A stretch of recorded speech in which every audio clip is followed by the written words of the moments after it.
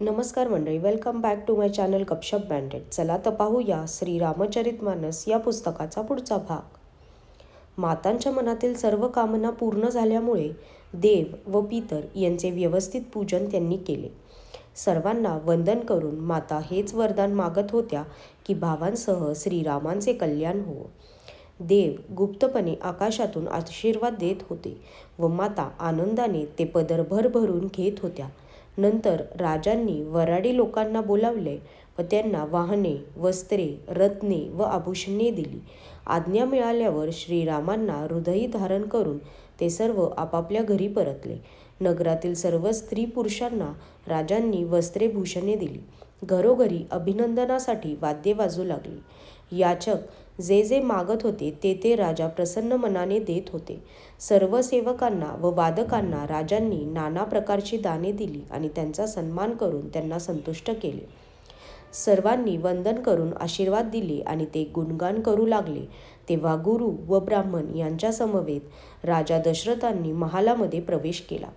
वशिष्ठांनी ज्या ज्या प्रकारे आज्ञा दिली त्याप्रमाणे लौकिक व वैदिक विधीनुसार राजाने आदराने सर्व केले. ब्राह्मणांची झालेली गर्दी पाहून सर्व राण्या आपले भाग्य समजत आदराने उठून उभ्या राहिल्या. ब्राह्मणांचे चरण धुवून व त्यांना स्नान घालून राजांनी व्यवस्थितपणे त्यांचे पूजन करून त्यांना भोजन दिले. आदर, दान आणि प्रेमामुळे तृप्त झालेले ते ब्राह्मण मनापासून आशीर्वाद देत गेले.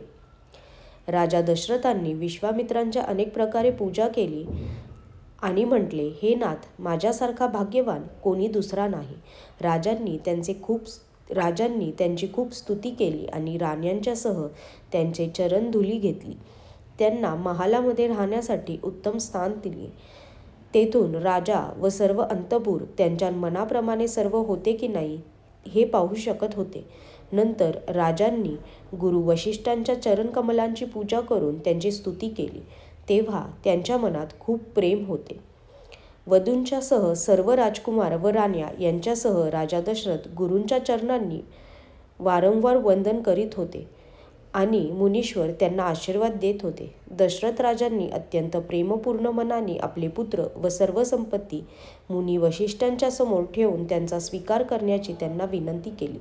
परंतु मुनिराजांनी कुलगुरू म्हणून आपली दक्षिणा तेवढी मागितली आणि अनेक आशीर्वाद दिले. नंतर वशिष्ठ, सीता व राम यांना आपल्या हृदयात ठेवून आनंदाने आपल्या आश्रमात गेले. राजांनी सर्व ब्राह्मण स्त्रियांना बोलावले व त्यांना सुंदर वस्त्राभूषणे दिली. मग नगरातील सर्व सुवासिनींना बोलावले आणि त्यांच्या आवडीप्रमाणे त्यांना वस्त्रे दिली.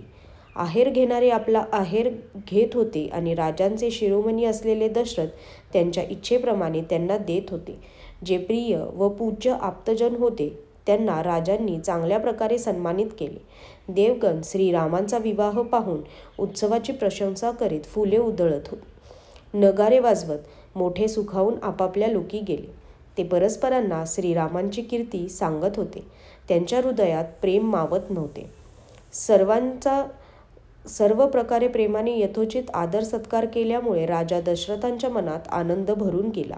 ते अंतपुरात गेले आणि त्यांनी मुलासुनांना पाहिले.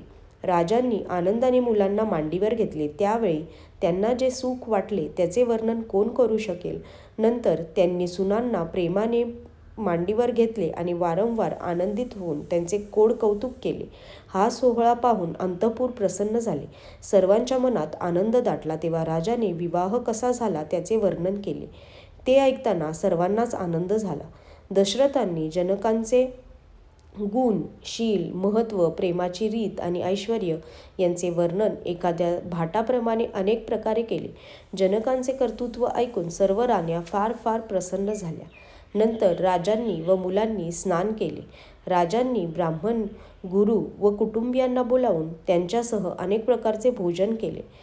इतके होऊ तोपर्यंत 5 घटिका रात्र झाली. सुंदर स्त्रिया मंगलगान करीत होत्या. ती रात्र सुखाची आणि मनोहारक ठरली. सर्वांनी आचमन करून पानविडा घेतला. फुलांच्या माळा, सुगंधी द्रव्ये इत्यादींनी विभूषित झालेले सर्वजण शोभून दिसत होते. श्रीरामचंद्रांना पाहून व त्यांची आज्ञा घेऊन व त्यांना नमस्कार करून सर्वजण आपापल्या घरी गेले. तेथील प्रेम, आनंद, विनोद, महत्त्व, वेळ, समुदाय आणि मनोहरता हे सर्व सरस्वती, शेष, वेद, ब्रह्मदेव, महादेव आणि गजानन हे सुद्धा सांगू शकणार नाहीत. मग मी ते कसं वर्णन करू शकणार बरे? गांडूळ कधी पृथ्वीला शिरावर घेईल काय? राजांनी सर्वांच्या सर्व प्रकारे सन्मान करून गोड बोलून राण्यांना बोलावले आणि सांगितले की सुना अजून लहान आहेत, परक्या घरी आल्या आहेत, डोळ्यांची काळजी पापण्या घेतात, त्याप्रमाणे त्यांची काळजी घ्या. मुले थकून गेली आहेत, त्यांना झोपेने घेरले होते, त्यांना निहून झोपवा. असे म्हणून राजा श्रीरामांच्या चरणी मन लावून आपल्या विश्रामस्थानी गेले. आजच्यासाठी धन्यवाद.